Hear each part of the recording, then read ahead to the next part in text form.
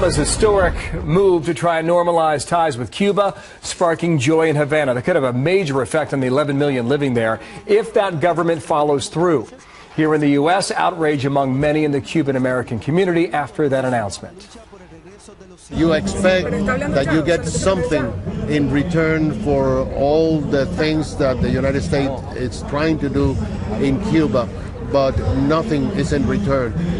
You would hope that requests for democracy or free elections or free political prisoners, Cuban political prisoners, not Alan Gross, would have been part of the deal. Chief Washington correspondent James Rosen live from the State Department. James, hello. The hard work begins now for Secretary of State John Kerry, correct? That's right, Bill. Good morning to you and Martha. The White House put a time frame of the coming months for the opening of a U.S. embassy in Havana.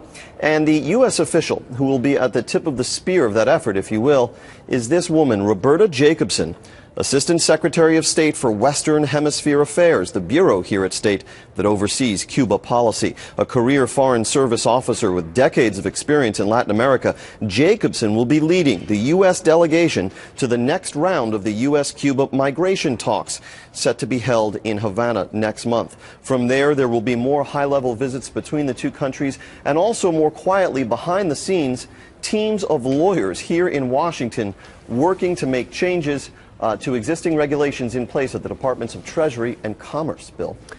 One of the key legacies of the U.S.'s long freeze with Cuba remains in place, but apparently not for long, James. That's right, Bill. When the sun came up this morning, Cuba remained on the State Department's list of nations that sponsor terrorism. The Castro regime has been on that list since 1982. Though that is not the longest such residency, that distinction belonging to Syria, thusly designated since 1979. Aides to Secretary of State Kerry said yesterday it will fall to him to lead a 6-month review of Cuba's current relationship to terrorism, if any, and then make his recommendation to President Obama about the possibility of Cuba being delisted. The president may rescind Cuba's designation as a state sponsor of terrorism if he, for example, submits to Congress a report 45 days before rescission certifying that Cuba has not supported terrorism in 6 months and that it has provided assurances that it will not support terrorism in the future.